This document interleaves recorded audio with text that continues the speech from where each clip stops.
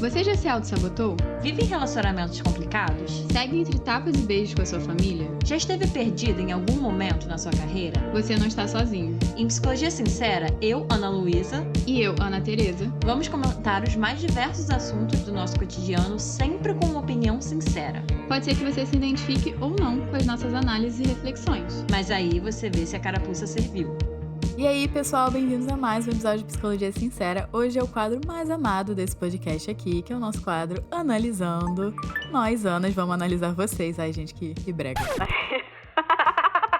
Mas enfim. Hoje é o quadro Analisando, que se você chegou aqui de paraquedas, como eu posso explicar esse quadro aqui pra você? Os nossos ouvintes, você que tá ouvindo a gente, vai mandar histórias sobre alguma questão, algum problema que você tá passando, que você queira ouvir as nossas opiniões, as nossas reflexões. E quando vocês mandam essas histórias aqui, sempre vão ser lidas de forma anônima. Então vocês podem mandar pro nosso e-mail, o podcastpsicologiasincera@gmail.com, e lá a gente sinaliza que a gente recebeu as histórias, elas vão entrar aqui pra fila do episódio, e aí a gente vai ler aqui, vai dar os nossos comentários, nossos pitacos, e a gente sempre tenta juntar 2 histórias por episódio. Algumas vezes a gente junta só uma, algumas vezes são 2, mas normalmente são 2. E como são 2, gente, pra não ficar uma coisa assim meio maluca, assim, tipo, a gente falar, sei lá, sobre uma coisa e depois sobre outra, a gente sempre tenta juntar histórias que são similares de alguma forma, que vão ajudar, assim, no sentido de ter uma linha de raciocínio no episódio. E a nossa linha de raciocínio de hoje, gente, é necessidade de agradar e também colocar limite, né? Vamos falar que eu acho que também colocar limite, mas muito necessidade de agradar, que a gente recebeu 2 histórias que eu acho que dá pra gente falar muito sobre o tema e gerar muita reflexão aí pra quem também tem esse probleminha aí de necessidade de agradar. Então, gente, vamos lá pra primeira história. Oi meninas, tudo bem com vocês? Tenho um caso para compartilhar sobre relacionamento com família. A questão é que eu sou estudante de veterinária e toda vez que minha prima passa por um luto de algum animal, ela tenta me atingir de alguma forma, dizendo que eu nunca fiz o que deveria fazer. Só que eu, enquanto estudante, tenho minhas limitações e sempre que posso, ajudo com questões que não são de minha responsabilidade. Até porque os cachorros sempre tinham um veterinário tratante. No entanto, quando o veterinário tratante não dava muitas respostas, ela sempre vinha me perguntar e eu nunca negava em explicar, e muitas vezes até em fazer alguns procedimentos. Além disso, sempre ajudo em alguns problemas que não são graves, justamente para tentar poupar ao máximo ela, pelo fato dela ter muitos animais. Dessa última vez, depois de 4 lutos, eu não suportei mais. Disse a ela que ela era uma pessoa tóxica e abusiva, que nunca valorizava o que era feito em toda a trajetória, sempre reduzia o que eu fazia, dizendo que eu fugia dos problemas como se fosse uma responsabilidade minha. Além disso, ela também tem muitos problemas com o namorado por diversas coisas, principalmente em relação à segurança, e eu sempre estava lá para ser um ouvinte e tentar ajudar com essas questões também. No final das contas, quando fui analisar tudo isso, sempre vi que eu era uma pessoa que sempre ajudava quando ela precisava, e ela nunca teve essa sensibilidade, mesmo sabendo que eu já passei por maus bocados e também tenho várias questões. Quando falei isso pra ela, ela sempre voltava o assunto pra ela e não se interessava no que eu estava falando, mas estava mais preocupada em dizer o quão eu fui ausente nesse momento, mesmo sabendo que quando a cadela estava viva, eu já tinha feito várias coisas. Em resumo, disse para ela que iria me afastar dela, porque a nossa relação sempre foi desequilibrada e a bloqueei. Estou me sentindo um pouco triste, porque a gente tinha uma relação de irmãos, mas quando parei pra pensar, mesmo quando éramos mais jovens, a nossa relação era pautada nessa dinâmica, onde eu sempre fiz muita coisa pra ela e ela nunca fez nada. Agora estou em um momento que, depois de pensar muito sobre essas questões, não quero mais falar com ela, ou ao menos não voltar a ser como antes. Adoro vocês. Parece que de alguma forma essa história já teve uma finalização, né? Mas ainda tem muito que a gente possa comentar sobre, né, Ana Tereza? Ah, com certeza. Eu acho que é muito claro, né, o que a prima desse ouvinte ou dessa ouvinte tá fazendo, que tá afetando, né, que tá errado, entre muitas aspas. Mas eu acho que eu vou dar um puxão de orelha no ouvinte.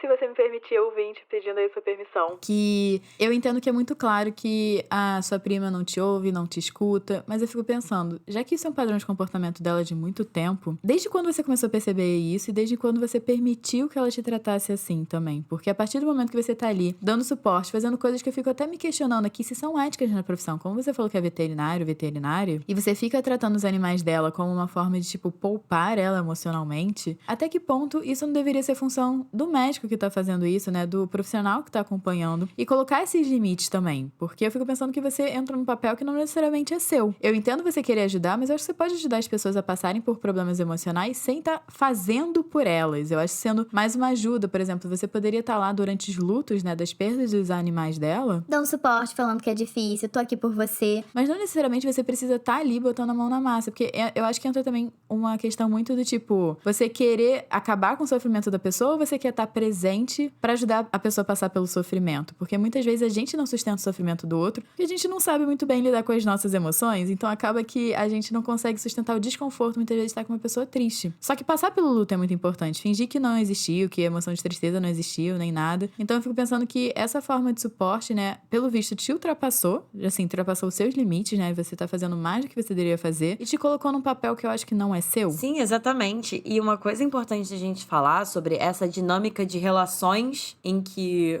né, no geral acaba sendo algo complementar, né? Um tem essa necessidade de agradar e o outro acaba ganhando coisas com isso. Uma coisa importante a gente falar pra vocês é que nessas dinâmicas, infelizmente, mas até faz sentido que aconteça, as pessoas acabam se acostumando com isso, né? Então, pessoas que tem esse comportamento muito forte dessa necessidade de agradar, que eu vejo que tem muito a ver com também não colocar limites, com colocar o outro na frente de nós mesmos, né? Tem muito a ver com se despriorizar mesmo e priorizar os outros pelo motivo que for. Depois eu vou entrar um pouco mais nisso. Só que, gente, o quanto mais esse comportamento é reforçado, então quanto mais eu, Ana Teresa, vocês, enfim, quanto mais a gente reforçar esse comportamento de ficar sempre nesse lugar, de tentar agradar, Ou de evitar desagradar, né? o buraco vai ficando cada vez mais embaixo e vai ficando cada vez mais difícil de colocar esse limite, né? Porque a pessoa se acostumou. Se lá no início, na primeira, segunda, terceira vez, já colocasse esse limite, talvez seria muito mais fácil, a pessoa entenderia. Mas eu fico pensando assim, claro que, enfim, gente, a gente não coloca esses limites antes por vários motivos, né? Eu fico até curiosa pra entender um pouquinho melhor o que te fez agora ter esse estopim. Você falou que foi depois de 4 lutos, né? De 4 animaizinhos que morreram. Mas se tem mais alguma coisa, né? Assim, o que aconteceu nessa dinâmica que você finalmente chegou nesse estopim? Que bom, porque como eu tava falando, é isso, né? A tendência é que vai se enraizando cada vez mais. E aí, no momento em que você coloca esse limite, a pessoa não tá acostumada, né? Tá acostumada com alguém que tá ali se doando pra aquela relação. Mas que bom, assim, que bom que você conseguiu. E, gente, quanto antes a gente conseguir colocar esses limites, melhor pra gente e pra relação. Isso que você tá falando, Ana Luísa, é muito importante, assim, de começar a colocar esses limites, porque me parece, né, que esse ouvinte e essa ouvinte teve um padrão de comportamento que é muito comum, em quem normalmente não consegue colocar limite, né? Sai do passivo pro agressivo, em vez de você ir pro assertivo, né, que são os estilos de comunicação. O passivo é aquele que vai ficar engolindo o sapo, o assertivo é aquele que coloca limites, mas sem agredir ou ultrapassar o do outro, e tem o agressivo que aí você já ultrapassa o limite do outro. E normalmente quando a gente é muito passivo, a gente desregula e vai pro agressivo,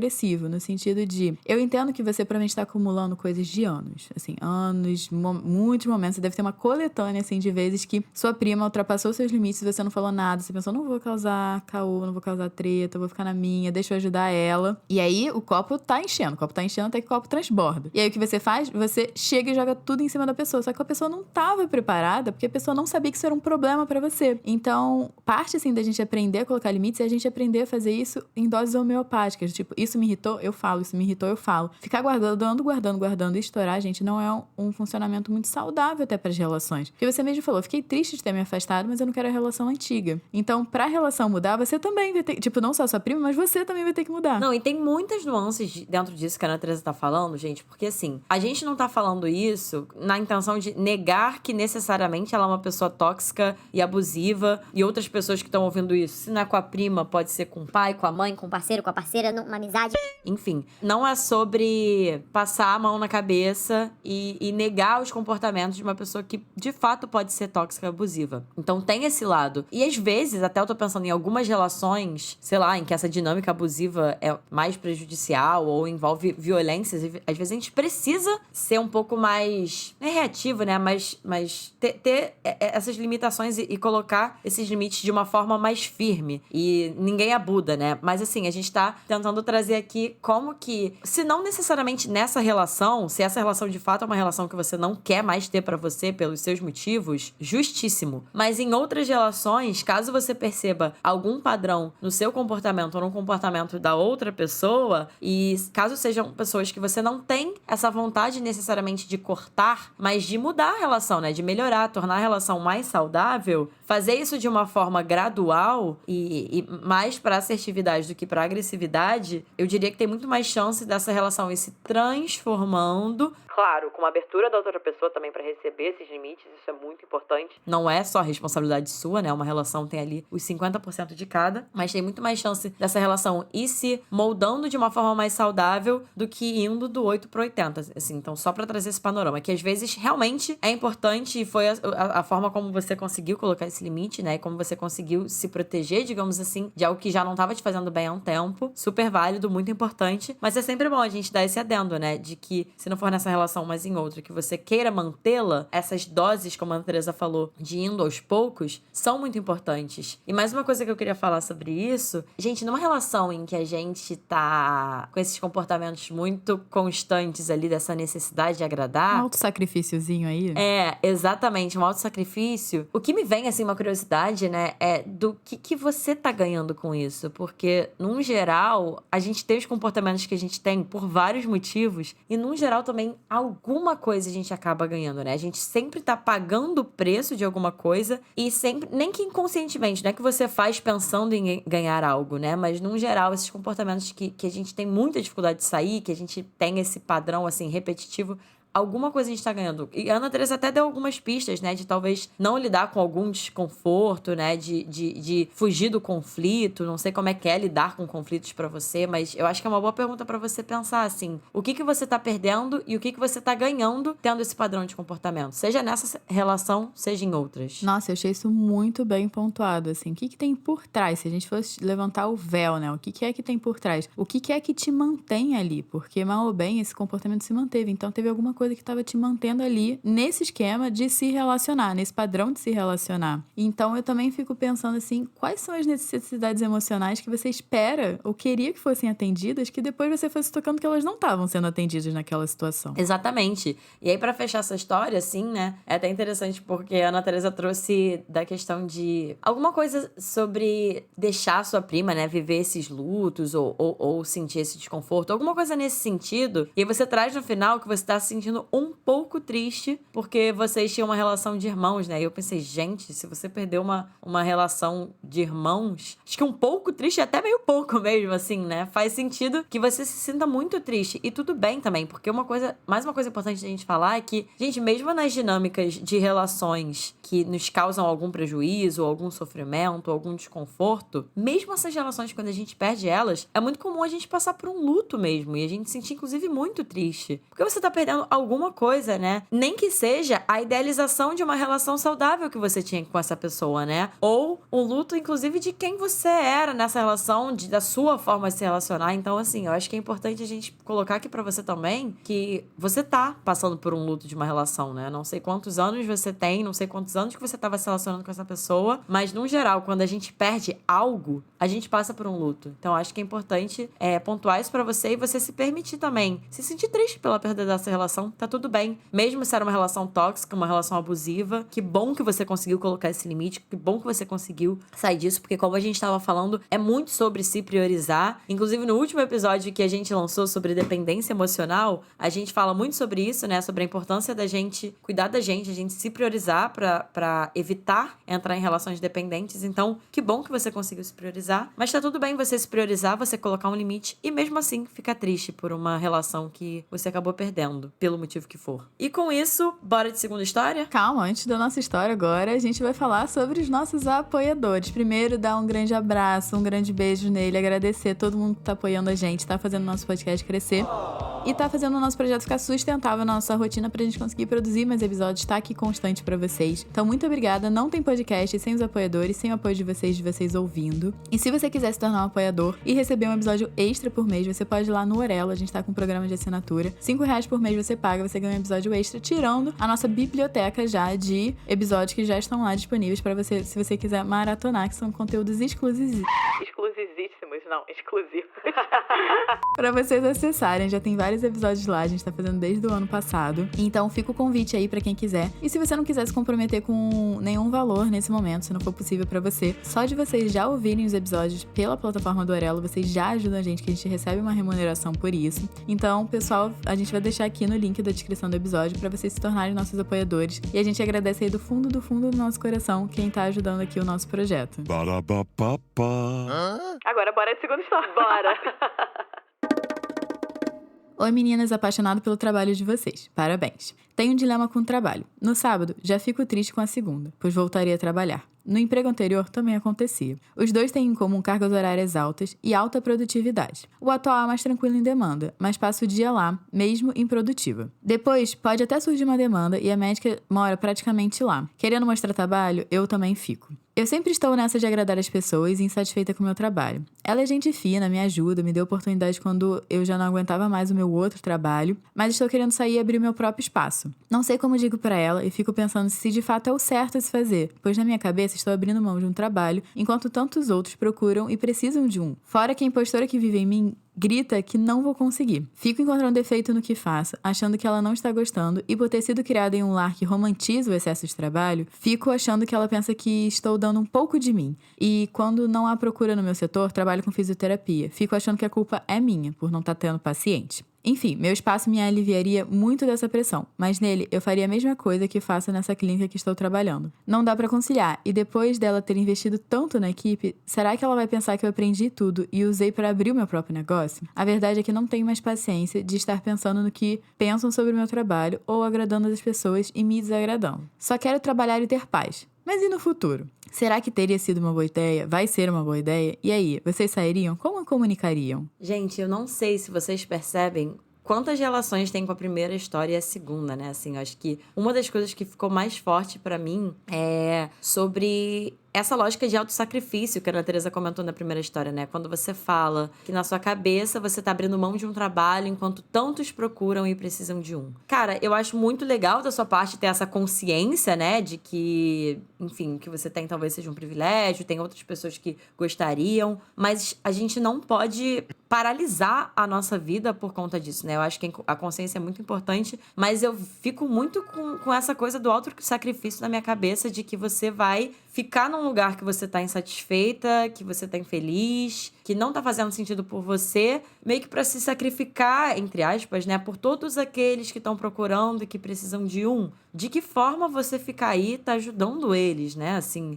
tá ajudando eles? Tá fazendo uma diferença, assim? E aí, eu também fico pensando que eu acho que uma grande relação nas duas histórias é o quanto que vocês ficam muito nos outros e pouco em vocês, né? Então, você não sabe como que você fala pra ela, você tá querendo mostrar trabalho pra ela, você tá pensando em abrir seu próprio espaço, né? Em crescer na sua vida profissional, talvez dar esse passo, mas você tá muito nela. O que será que ela vai pensar? Será que ela vai pensar que você tá sendo ingrata?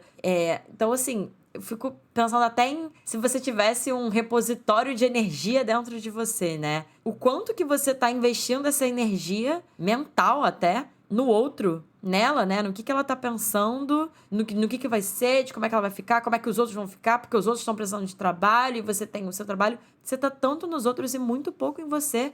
Você se dá conta disso, né? O que me veio, assim. E, no geral, como que você vai seguir atrás do seu e realizando o que você precisa e realizando suas necessidades e, enfim, seus objetivos, estando tanto nos outros e pouco em você. Eu tô até pensando num perfil de uma pessoa que se preocupa muito, né? Tem muitas preocupações acerca do que pode acontecer. E eu fico me perguntando o quanto que essas preocupações estão dentro do controle, né? Que uma coisa que eu tento diferenciar muito em sessão com os meus pacientes é o que eu tenho controle, eu posso fazer e posso melhorar minha qualidade de vida. E o que é que eu tô tentando controlar que eu tenho que aceitar que nesse momento vai ser dessa forma. Então, eu tenho sentido nessa história, né? Nessas poucas parágrafos e frases que a gente teve aí, que tem uma necessidade muito grande de controle, um medo muito grande a risco. E eu acho que faz muito sentido, assim, porque quando você fala que você também vem de uma família que romantiza o excesso de trabalho, eu também criei uma hipótese aqui, né, do quanto seus pais também não deveriam se sentir vulneráveis e compensavam esse medo desse sentimento de vulnerabilidade no trabalho. Não sei se fui muito longe, não sei se vocês acompanharam para onde eu fui, mas muitas vezes a gente tem esses excessos, né, esses comportamentos de excesso por segurança. São comportamentos de segurança algumas vezes. Eu acho que o trabalho ocupa muito isso.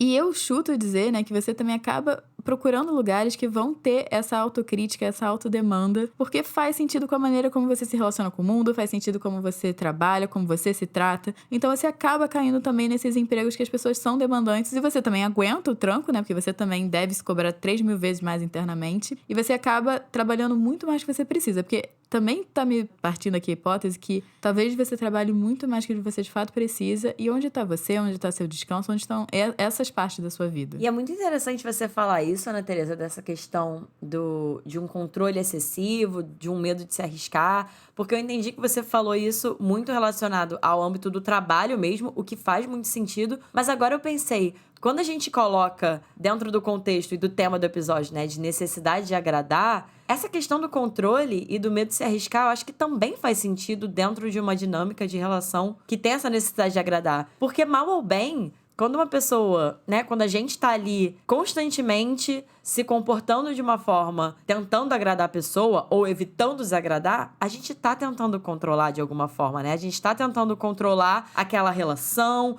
pra não ficar desconfortável, pra pessoa não ficar de cara feia pra gente. Então também é uma forma de controle e também é uma forma de não se arriscar. Porque numa relação, eu diria, mais autêntica, mais genuína, em que existe margem pra erro, existe margem pra limite, existe margem pra pessoa ficar chateada com a gente, porque, gente, numa relação, qualquer relação, né, existe essa possibilidade. E tá tudo bem. Tá tudo bem uma pessoa que a gente gosta, não gostar, a gente errar.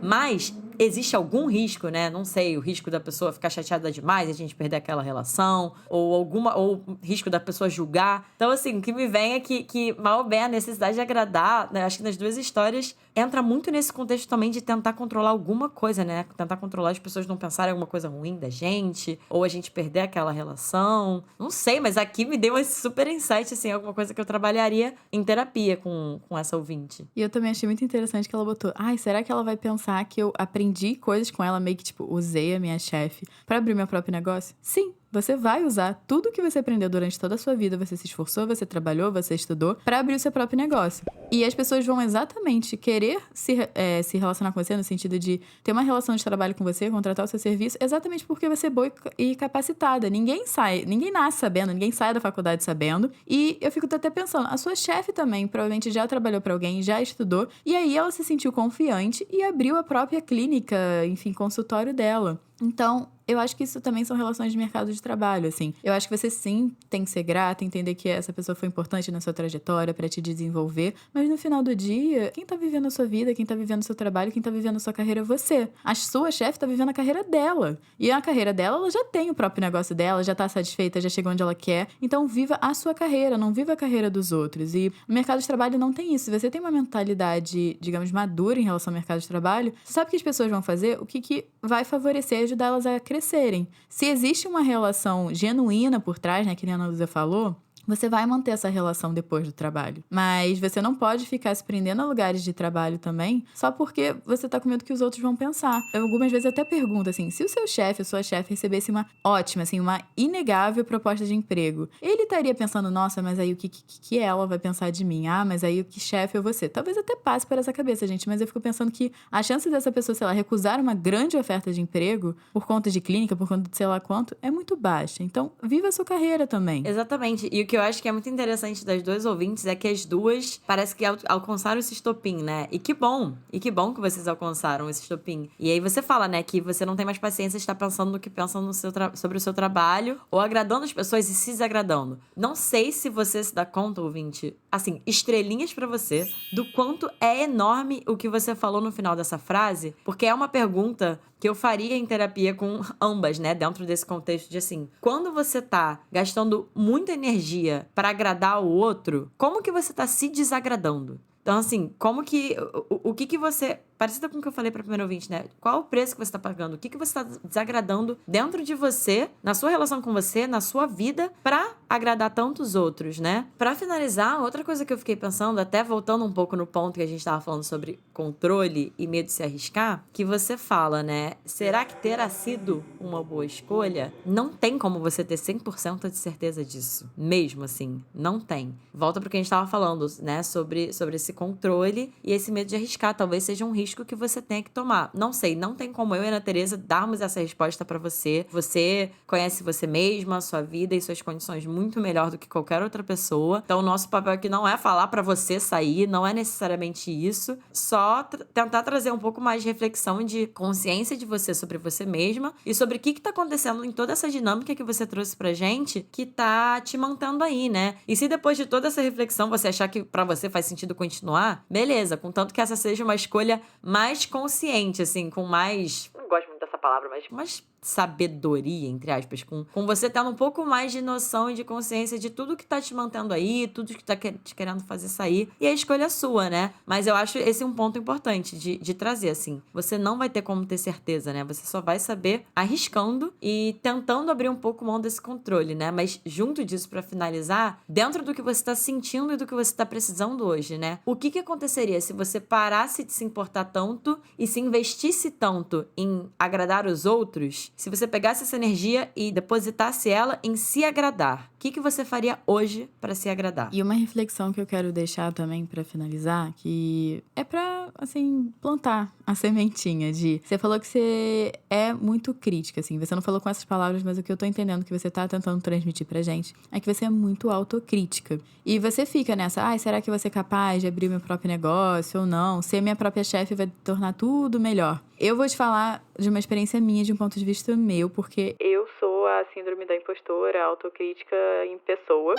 que não melhora depois que você vira sua própria chefe, porque isso é um processo seu, não é externo. Então, independente de onde você estiver, você vai se criticar, independente de onde você estiver, você nunca vai estar achando que é bom o suficiente, porque isso é um processo que você vai ter que passar consigo mesmo. E até esse negócio, né, que as pessoas falam, eu vou ser autônomo, vou ser meu próprio chefe. Sim e não, tá, gente? Porque eu trabalho em horários que a maioria das pessoas não trabalham. Eu, muitas vezes, cedo horários que eu fico, mas será que eu vou ceder? Mas aí pode faltar dinheiro, então eu vou abrir aqui, vou ultrapassar esse limite. Então, eu acho que quando você é autônomo, é muito mais fácil você acabar ultrapassando os seus limites pra agradar os seus pacientes, os seus clientes, pra conseguir ganhar dinheiro. Então, toma muito cuidado, porque eu acho que essas coisas, esses processos psicológicos, eles só se transferem. Eles mudam, né, as pessoas, mas eles continuam os mesmos. Então, eu acho que é pra deixar uma reflexão de... Muitas das coisas eu vejo que você já tá consciente, e isso é muito bom. Eu acho que isso é um caminho excelente. Mas tem que ver o que você vai fazer com tudo isso. Até porque a gente ser autônomo, né, a gente ter o nosso próprio negócio, ajuda muito em muita coisa. Mas também é uma pressão muito maior em muitas outras coisas, porque é a gente por a gente mesmo. Então, deixa essa reflexão de... São processos. Olha pro processo e não pra situação.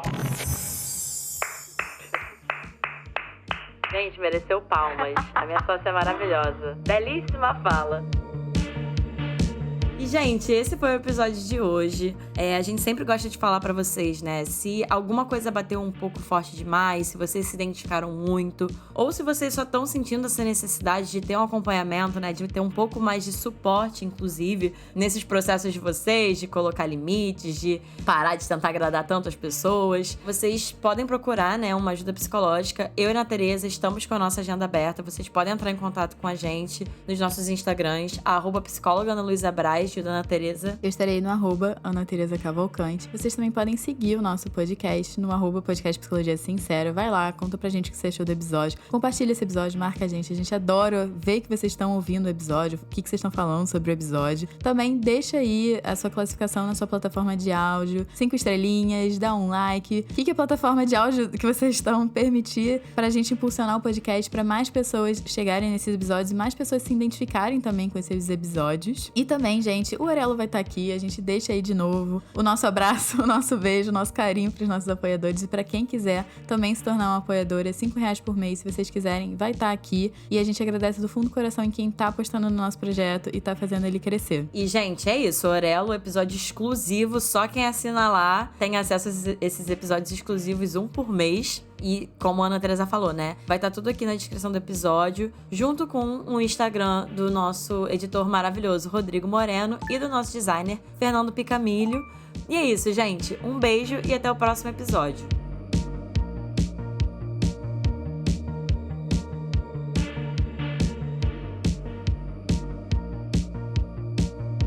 Eu acho que é possível, é capaz de o microfone ter pegado o ronco da minha barriga, que eu tô com muita fome. Estamos falando de taurinos, infelizmente.